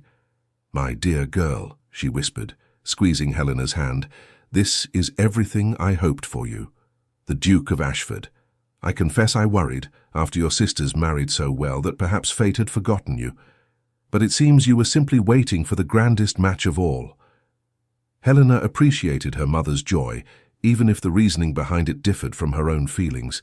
For Lady Brookstone, this was triumph of social ambition realized. For Helena, it was culmination of finding genuine connection with someone who understood and valued her authentic self. Both perspectives held validity, though Helena's felt infinitely more meaningful. Sir William emerged from the study within half an hour, his expression pleased but somewhat overwhelmed. He embraced Helena warmly when she approached, whispering in her ear, "He loves you very much, and I believe you love him. That is all that matters. You have my blessing and my confidence that you will manage the responsibilities ahead with your characteristic grace." "Thank you, Papa," Helena murmured, feeling emotion clog her throat at his simple affirmation of her capabilities.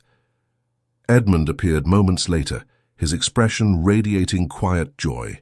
"Miss Brookstone," he said formally, though his eyes sparkled with warmth, "would you do me the honor of walking with me in the conservatory? I have a question I would like to ask you."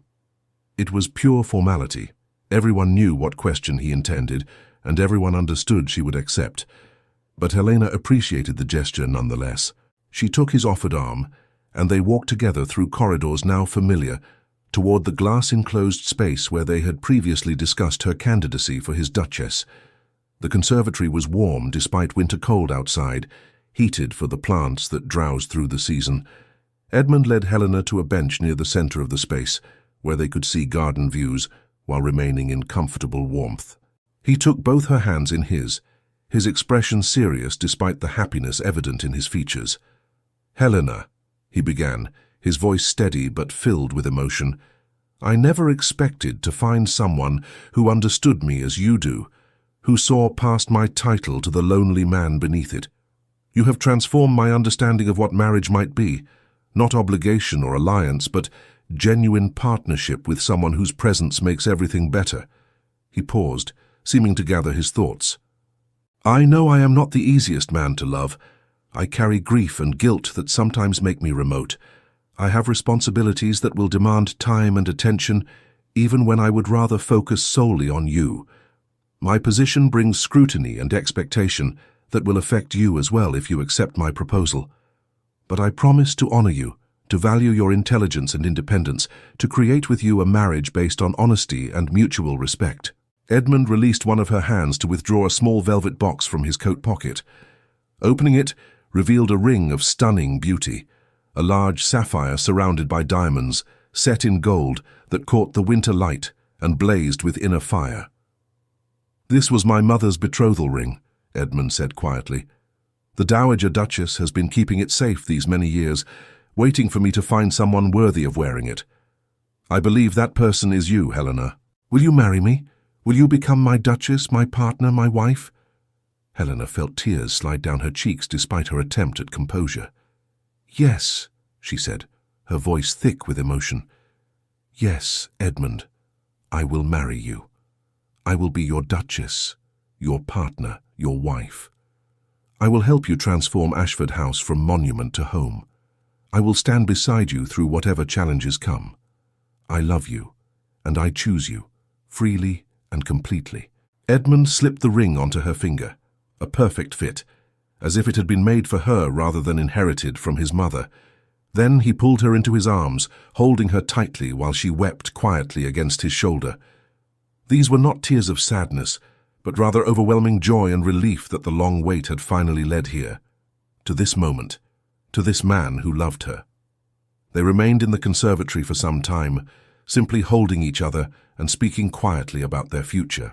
Edmund shared his hopes for their marriage, the children he wanted to fill Ashford House with laughter, the improvements he envisioned for the estate with Helena's partnership, the life they would build together based on the foundation of genuine understanding they had already established. Helena spoke of her own hopes, creating warmth in the grand but lonely house, becoming involved with tenant welfare beyond mere charity, perhaps even influencing Edmund's political work through thoughtful discussion if he welcomed such input. She admitted her nervousness about the scrutiny that would come with being Duchess, but expressed confidence that together they could manage whatever challenges arose. "We should return and make the announcement," Edmund said eventually, though reluctance was evident in his tone. "Though I confess I would prefer to remain here with you indefinitely." "So would I," Helena admitted. "But duty calls, and I suspect our absence has been noted. They are probably all waiting eagerly for confirmation of what everyone already knows." They walked back to the drawing room hand in hand, rings catching light as they moved. The assembled guests looked up as they entered, and the happiness evident in both faces made verbal announcement almost unnecessary. But Edmund insisted on proper formality, clearing his throat to gain everyone's attention. "I am pleased to announce that Miss Helena Brookstone has done me the extraordinary honor of accepting my proposal of marriage," he said, his voice carrying genuine joy beneath the formal words. "We will be married in the spring, once appropriate preparations can be made." The room erupted in congratulations. Lady Brookstone wept happy tears while embracing her daughter. Sir William shook Edmund's hand warmly, welcoming him to the family. The Ashworth siblings cheered enthusiastically, clearly delighted by the match. Even the Dowager Duchess smiled, a rare expression of approval crossing her usually stern features. "You have chosen well, Ashford," she said, approaching to examine the ring on Helena's finger. "Your mother would be pleased to see her ring on the hand of someone truly worthy of it. Miss Brookstone, you have passed every test I could devise, and I confess I was not initially convinced you would. But you possess precisely the qualities a duchess requires: intelligence, composure, and refusal to be diminished by circumstance. I will be honored to support you as you learn to navigate your new position." "Thank you, Your Grace," Helena replied, understanding the significance of the Dowager's endorsement. Having her support would smooth Helena's entry into the complex world of high society in ways that Edmund's love alone could not accomplish. The rest of the day passed in celebration. Champagne appeared at lunch, toasts were made, and the house party transformed from subtle courtship observation to genuine engagement party. Letters were dispatched immediately to Helena's sisters, informing them of her betrothal to the Duke of Ashford. Helena could imagine their reactions: Caroline's excitement, Sophia's delight, Margaret's satisfaction that their youngest sister had achieved such a match. That evening at dinner, Edmund made another announcement that surprised everyone, including Helena. "I realize traditional engagement periods extend 6 months or more," he said, standing with glass raised. "But Helena and I have already invested considerable time in knowing each other. With her agreement, I propose we marry in April rather than waiting until summer or beyond. I am eager to begin our life together, and I believe sufficient time exists for necessary preparations." All eyes turned to Helena, who felt her cheeks warm at being put on the spot. But she had no desire for prolonged engagement either. "April suits me perfectly," she said clearly. 3 months provides adequate time for arrangements without unnecessary delay. The Dowager Duchess nodded approvingly. Sensible, she declared. Extended engagements serve mainly to build anticipation that actual marriage can rarely fulfill. Better to proceed with reasonable efficiency once the decision is made. Over the following days, the house party concluded with various guests departing for their own holiday obligations. But the mood remained celebratory, and Helena felt increasingly comfortable in her role as Edmund's intended. The easy companionship they had developed before the proposal only deepened with formal commitment established. They spent hours together discussing practical matters, where they would live primarily, how to divide time between London and Ashford House, what role Helena would take in managing various properties. Edmund proved remarkably open to her input, genuinely valuing her perspective on matters ranging from household management to estate improvements. He shared financial information with complete transparency, ensuring she understood the scope of ducal resources and responsibilities. He introduced her to his steward and other key staff, making clear that Helena would have authority over household matters once they married. "I do not want you to feel like guest in your own home," he explained during one such discussion. "My mother was full partner in managing our properties. My father valued her judgment and deferred to her expertise in many areas. I intend the same arrangement with you. Your intelligence is one of the qualities I most admire. It would be foolish not to utilize it in building our life together." Helena appreciated this approach immensely, understanding that many aristocratic marriages relegated wives to purely decorative roles with no real authority. Edmund's willingness to share responsibility spoke to both his respect for her capabilities and his understanding that successful partnership required mutual investment. The Brookstone family departed Ashford House shortly after Christmas, returning home with Helena's betrothal ring sparking on her finger and her heart full of plans for the future. Lady Brookstone immediately began organizing wedding arrangements, consulting with Helena about preferences while managing details herself. Sir William simply watched his youngest daughter with quiet satisfaction, pleased to see her genuinely happy rather than simply resigned to her fate. Helena's sisters descended upon Brookstone Manor within days of receiving the news, all three arriving with their families in tow. The house filled with noise and activity as nieces and nephews ran through corridors and adults gathered to discuss the spectacular match Helena had secured. "The Duke of Ashford!" Caroline exclaimed for perhaps the 10th time, examining Helena's betrothal ring with obvious envy. "I cannot believe our little Helena will be a duchess. We were so worried, you know, when season after season passed without suitable offers." "I was never worried," Helena replied mildly. "I simply trusted that if marriage was meant for me, it would arrive in proper time. And it has." Sophia, always more perceptive than the others, studied Helena's face carefully. "But you love him," she said softly. "This is not simply advantageous match. You genuinely care for the Duke." "Edmund," Helena corrected gently. "Yes, I love him very much, more than I expected to be capable of loving anyone. He sees me, Sophia, truly sees who I am without needing me to perform or pretend. That is worth more than any title or property." Margaret, the eldest and most practically minded of the sisters, wanted to discuss wedding details and future arrangements. "Will you live primarily at Ashford House or maintain residence in London? What size household will you manage? Have you considered how to handle social obligations with parliamentary season?" Helena answered these questions patiently, appreciating her sister's interest, even when it veered into territory she and Edmund had not yet fully explored. The reality of becoming Duchess was beginning to settle into her awareness. This was not simply romantic fantasy, but practical undertaking with real responsibilities and challenges. But rather than feeling overwhelmed, Helena discovered she welcomed the challenge. Years of managing Brookstone Manor's household had prepared her for larger responsibilities, and Edmund's support gave her confidence to face whatever came. As winter progressed toward spring, wedding preparations intensified.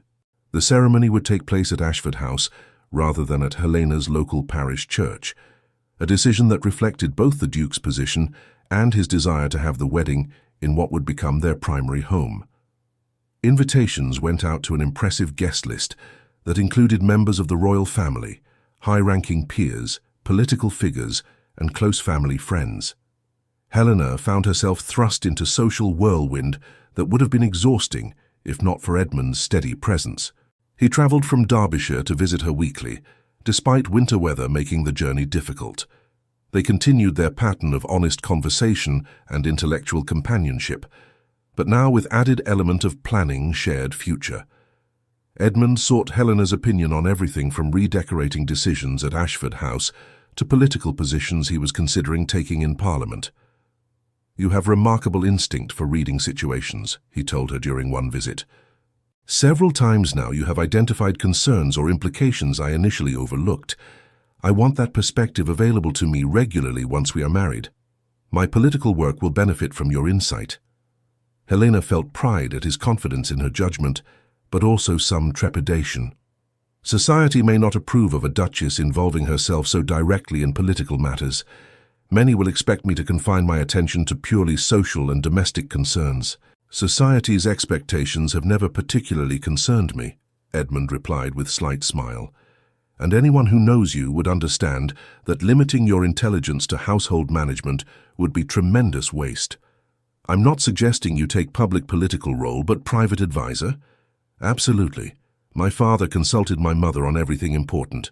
I see no reason to depart from that model simply because some members of society cling to outdated notions of proper feminine behavior." Such conversations reassured Helena that Edmund's vision of their marriage aligned with her own hopes. She would not be ornamental duchess existing merely to look attractive at Edmund's side. Instead, she would be genuine partner, contributing her capabilities toward shared goals and building life of substance beyond social performance. The Dowager Duchess became unexpected ally during this period, inviting Helena to London for a week of intensive education in navigating high society. "You have natural dignity and intelligence," she explained, "but you lack experience with the particular customs and expectations of the highest social circles. Better to learn from someone who will be honest about your mistakes than to face judgment from those who wish you ill."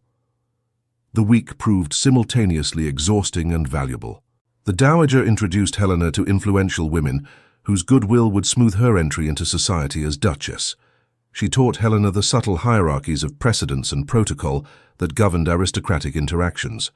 She explained which social obligations could be declined and which required attendance regardless of personal preference.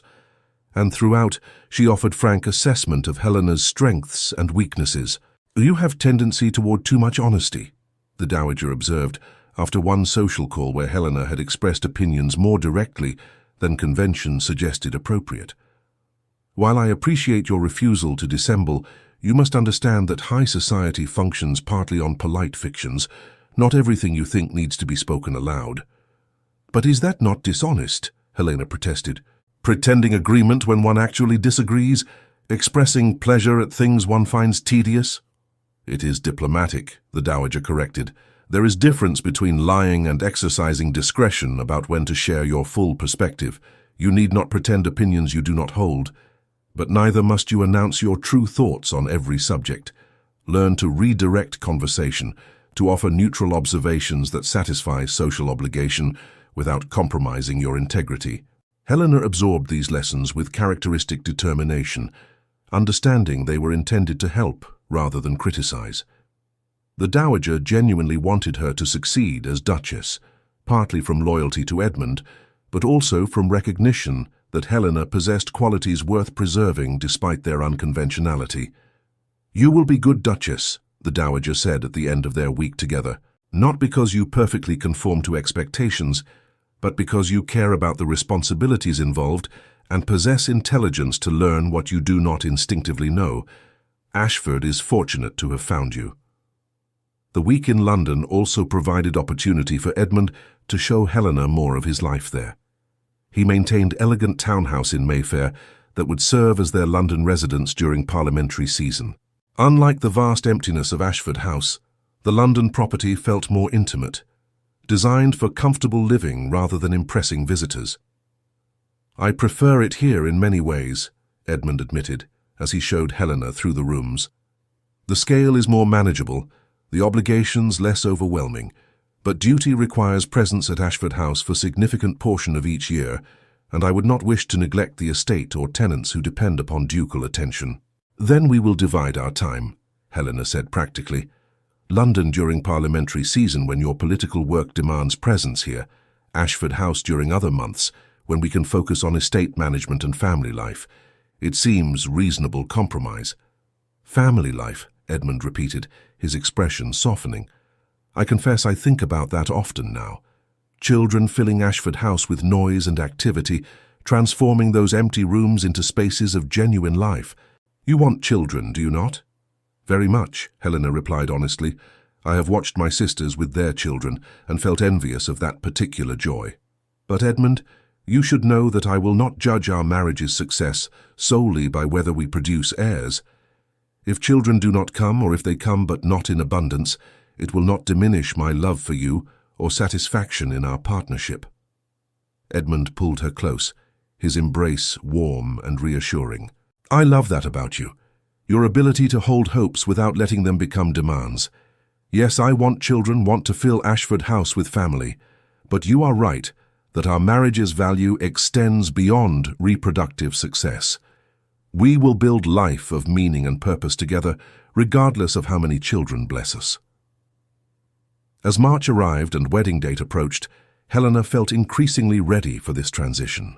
She had spent weeks learning what would be required of her as Duchess, had experienced enough of Edmund's world to understand both its privileges and its challenges. More importantly, her love for him had only deepened through this period of preparation. She knew his fears and vulnerabilities now, understood the losses that had shaped him, recognized the strength required to remain open to love despite past grief.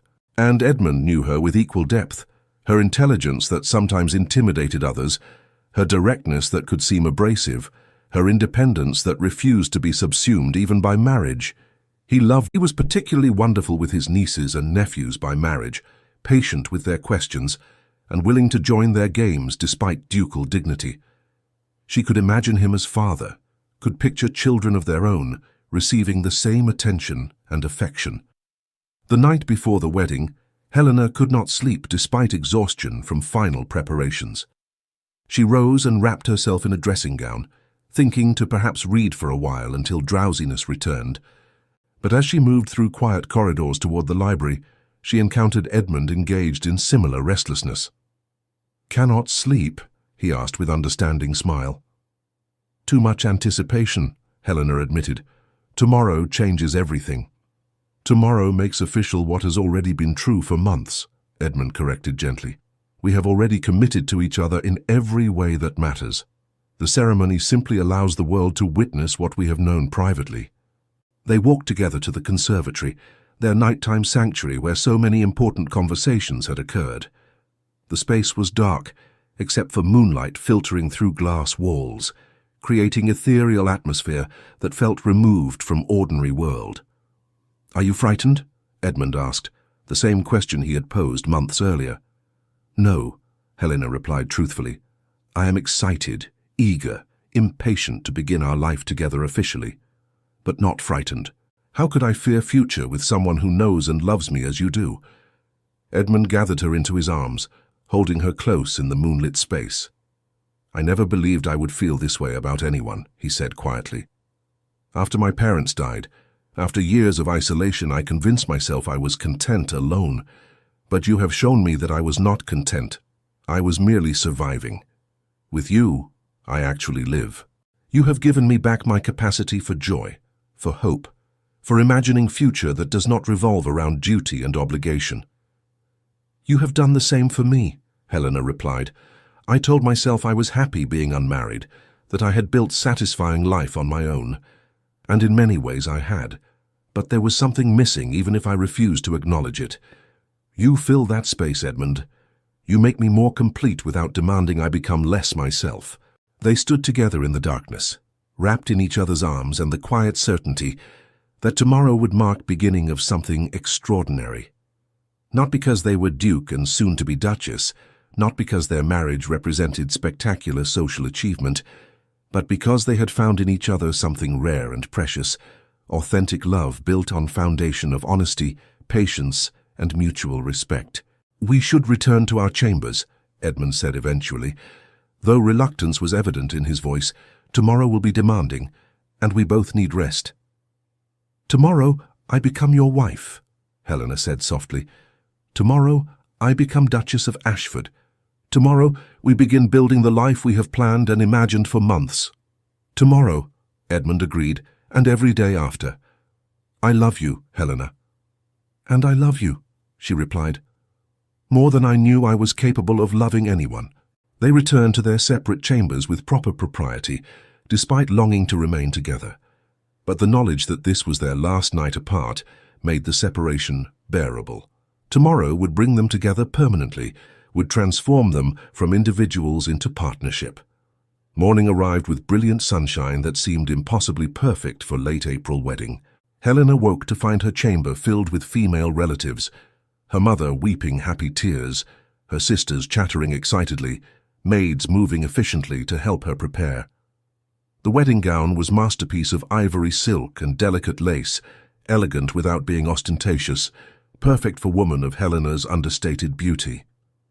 As her mother fastened the pearl necklace that had been Brookstone family heirloom for generations, Helena met her own gaze in the looking-glass. The woman reflected there looked confident, radiant, ready for the momentous step she was about to take. Gone was any trace of the overlooked younger sister who had watched others marry while wondering if her own turn would come. In her place stood someone who had discovered her worth through patience and self-knowledge, who had refused to diminish herself for others' comfort, and who had ultimately been claimed by someone who valued exactly those qualities. "You are beautiful," her mother whispered, tears streaming down her face. "And I am so proud of you, my darling girl. You waited for the right person rather than accepting what was merely available. You trusted yourself when the world suggested you should be desperate, and now you will be Duchess. We'll have everything you deserve." "I already have everything I need," Helena replied gently. "Edmund's love, his respect, his partnership. The title is secondary to that." The ceremony took place in Ashford House's private chapel, a beautiful space that had witnessed generations of ducal family celebrations and sorrows. Spring flowers filled every corner, roses, lilies, tulips in abundance, their fragrance mixing with sunlight streaming through stained glass windows to create atmosphere of sacred joy. Edmund waited at the altar with Thomas Ashworth serving as his witness, his expression transforming as Helena appeared in the doorway on her father's arm. The love visible in his face was so complete, so evident, that several guests gasped at the naked emotion displayed by the usually reserved Duke. Helena processed slowly down the aisle, her eyes locked on Edmund's, seeing in his gaze reflection of her own overwhelming feeling. This was right, absolutely right, the culmination of every choice and experience that had brought them to this moment. Sir William placed Helena's hand in Edmund's with visible emotion, whispering blessing that only they could hear before stepping back to join his wife.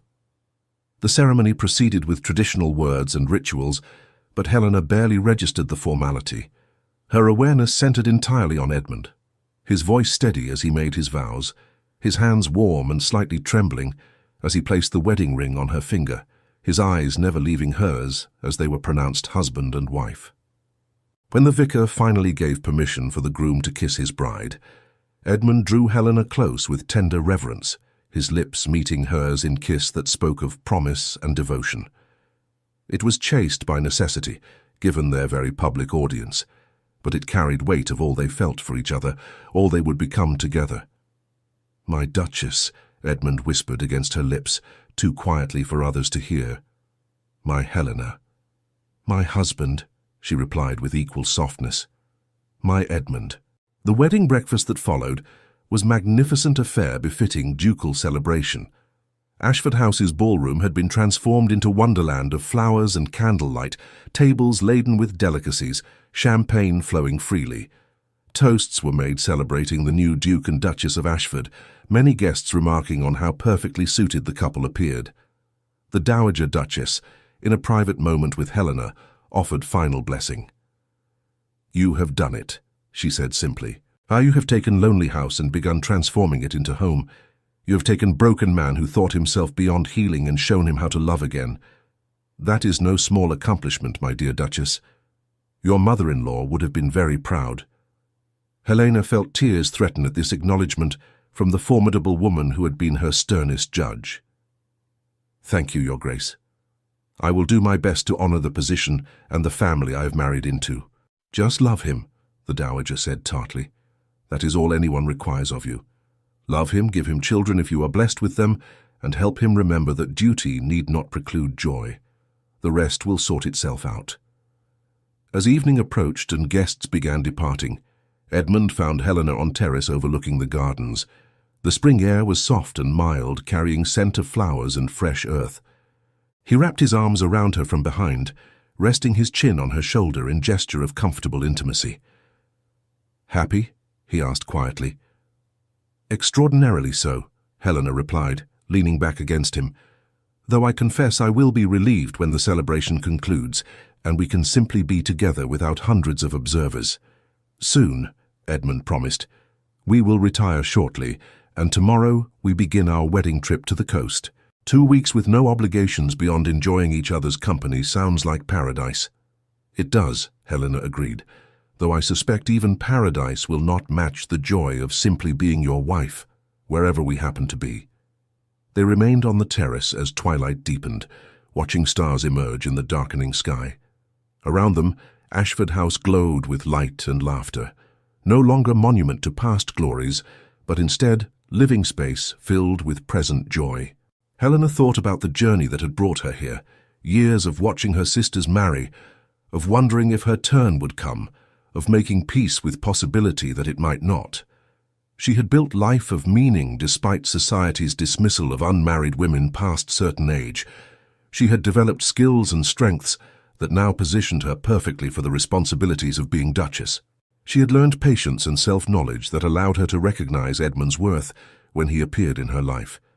None of it had been wasted, not the years of waiting, not the moments of doubt, not the quiet determination to remain authentic rather than twist herself into shapes meant to attract male attention. Everything had led to this moment, to this man, to this life they would build together. "I love you," she said, turning in Edmund's arms to face him directly. "I love you for seeing me when others overlooked me. I love you for valuing my intelligence rather than being threatened by it. I love you for your honesty, your vulnerability, your willingness to risk love despite past loss. I love you for transforming what could have been merely advantageous match into genuine partnership." Edmund's expression held such tenderness that Helena felt her breath catch. "And I love you for your patience, your strength, your refusal to compromise who you are for anyone's comfort. I love you for teaching me that loneliness is choice rather than fate, that opening oneself to connection is worth the risk of eventual pain. I love you for being exactly who you are, my brilliant, beautiful, remarkable Helena." They kissed again, longer and deeper than propriety had allowed during the ceremony, tasting promise of their future in each other's mouths. When they finally separated, both were breathless and smiling. "Come," Edmund said, taking her hand. "Let us bid our guests farewell and retire to our chambers. I am eager to begin this marriage properly, without ceremony or observers, or anything except you and me and the life we will create together." Helena allowed him to lead her back inside, her hand secure in his, her heart full of joy and anticipation. She had waited years for this moment, had almost convinced herself it might never come. But patience had proven worthwhile, waiting had led somewhere beautiful. And now she stood on threshold of future more wonderful than anything she had imagined during those long years of apparent rejection. She was Helena Fairlie, Duchess of Ashford. But more importantly, she was Edmund's wife, his partner, his chosen companion for whatever years they were granted. And that, more than any title, more than any property, more than any social triumph, was everything she had ever truly wanted. The Duke of Ashford had not claimed her out of duty or obligation or strategic alliance. He had claimed her with love, genuine and deep and freely given, and Helena had claimed him in return, with equal passion and conviction. They had both waited, Edmund hiding behind walls built from grief and caution, Helena patient in her quiet dignity and self-knowledge. But the waiting had ended, replaced by joining that promised fulfillment neither had quite believed possible. As they climbed the grand staircase toward their shared chambers, Helena felt profound gratitude for every experience that had shaped her journey. The overlooked years had not been punishment, but preparation. The patience had not been passive resignation, but active cultivation of qualities that would serve her well as Duchess. The quiet strength developed through apparent rejection was exactly what she needed to stand beside Edmund as equal partner rather than subordinate ornament.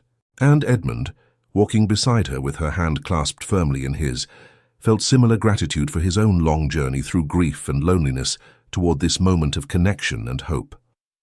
Helena had given him back his capacity for joy, had shown him that vulnerability was strength rather than weakness, had proven that love was worth risking despite inevitable pain of eventual loss. Together they crossed the threshold into their private chambers, closing the door on the world outside and opening themselves to whatever future would bring. There would be challenges ahead. Every marriage faced them. There would be sorrows mixed with joys, disappointments alongside triumphs, but they would face everything together as partners committed to honesty and mutual support. And in the years that followed, Ashford House did indeed transform from lonely monument into vibrant home. Children came, 3 sons and 2 daughters, who filled the rooms with laughter and noise, who made the grand corridors echo with footsteps and shouts, who transformed what had been museum into actual family residence. Helena proved exceptional Duchess, managing vast household and multiple properties with competence that impressed even skeptical observers. But more importantly, she remained authentically herself, intelligent, direct, independent, refusing to diminish her capabilities for anyone's comfort.